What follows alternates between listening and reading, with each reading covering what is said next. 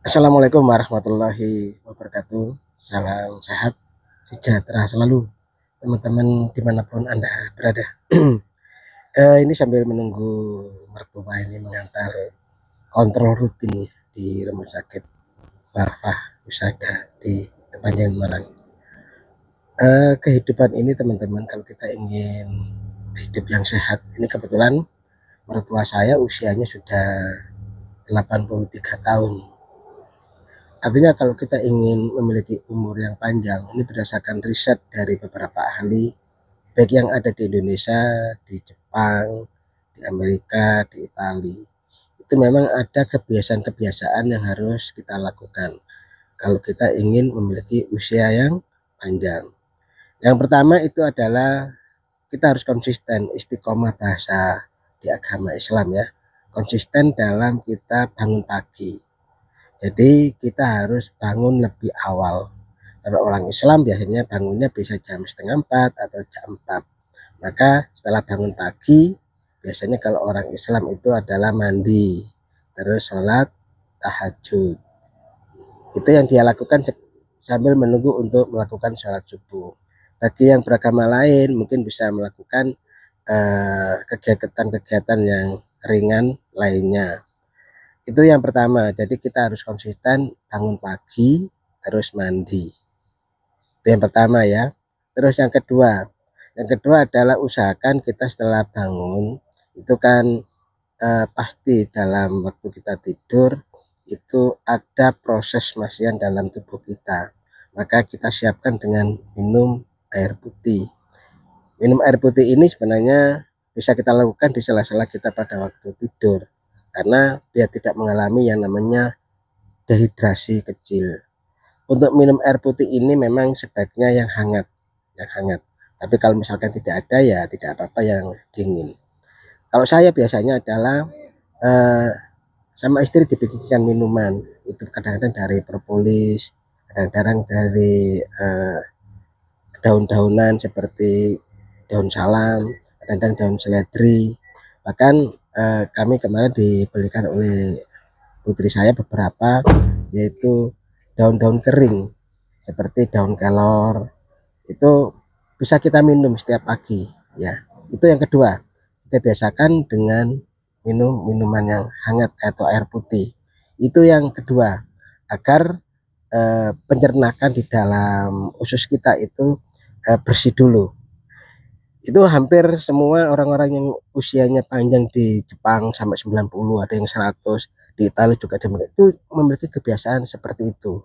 Yang ketiga adalah lakukan kegiatan-kegiatan yang ringan ya. Kegiatan ringan ini bisa seperti kita peregangan, mungkin jalan kaki sebentar 10 sampai 30 menit. Intinya pemanasan yang ringan-ringan, jangan yang berat-berat. Apalagi dengan usia kita yang sudah menginjak di atas 50, di atas 60, di atas 70, di atas 80, maka lakukan kegiatan yang ringan-ringannya, jangan yang berat-berat. Intinya kita adalah gerak ya, bergerak dengan sangat santai. Itu yang ketiga ya. Maka kegiatan yang keempat, kita usahakan itu adalah kita setiap paginya makan yang banyak seratnya.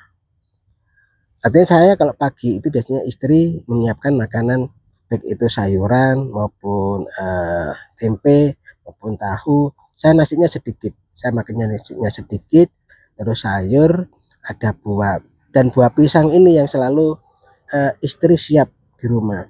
Jadi biasanya saya pagi itu sebelum makan makanan yang cukup besar, itu saya makan buah dulu, yaitu pisang biasanya. Setelah makan pisang nanti agak sedikit siangan, itu saya baru makan nasi, dan nasinya saya sedikit. Kalau boleh dibilang kalau satu piring itu saya seperempatnya, nggak ada kadang-kadang. Itu sudah saya lakukan cukup lama, saya makan paling seperempat. Setelah itu baru saya kasih sayur, terus ada tahu, ada tempe, kadang-kadang telur rebus. Nah itu bagus teman-teman. Jangan makan seperti nasi goreng, jangan makan gorengan-gorengan. Itu ya kasihan ususnya. Kita makan aja yang lunak-lunak dulu. Itu bagi orang-orang yang sudah lansia. Bagi yang muda ya sama sebenarnya. oleh mudah kalau kita melakukan kegiatan itu sejak awal itu lebih bagus ya. Yang berikutnya setelah kita makan makanan ringan yang banyak berserat itu apa? Kita lakukan jangan membuka HP dulu dengan melihat berita-berita yang negatif. Kan kita sering bangun tidur itu selalu buka HP dulu. Nanti setelah mandi buka HP dulu dengan mendengar berita-berita yang negatif atau kita komentar-komentar yang negatif. Lebih baik pikiran kita, hati kita itu jangan kita masuki dengan hal-hal yang negatif. Usahakan seperti itu. Nanti aja siang-siang atau sore-sore itu kita lihat berita-berita yang kitanya menggemparkan gitu ya. Mending kita mencari berita yang mensupport jiwa dan tubuh kita sebaik-baiknya. Ya lebih baik lagi Anda mungkin mendengarkan musik, mendengarkan tausiah, pengajian itu lebih bagus daripada mendengarkan berita-berita yang penuh dengan hoak, berita-berita penuh dengan sensasi-sensasi ya. Jangan dulu. Itu yang keberapa tadi ya? Kelima mungkin ya. Yang terakhir mungkin ini. Usahakan terus untuk para lansia itu selalu membaca walaupun cuma sebentar, membaca buku atau membaca apa saja, atau kalau kita umat Islam kan biasanya membaca Al-Quran. Biasakan rutin setiap hari kita membaca. Artinya otak kita itu harus selalu kita asah ya. Walaupun kita usianya sudah tua, tapi kita harus memiliki pengetahuan yang luas. Membaca ini bisa membaca buku, bisa membaca Quran, bisa mungkin membaca berita-berita yang intinya untuk mendukung kebaikan mental kita. Mungkin itu, mungkin ada lagi satu lagi, yaitu kita usahakan untuk selalu yaitu jalan-jalan di sekitar wilayah rumah atau sekitar daerah kita, dengan kita menikmati pemandangan, kita berinteraksi dengan masyarakat, kita berinteraksi dengan beberapa teman atau saudara kita di sekitar wilayah kita. Itu juga akan menumbuhkan tali silaturahmi ya. Itu mungkin tips dari saya yang saya ambil dari beberapa artikel atau pemaparan dari beberapa ahli yang sudah terbukti kebenarannya.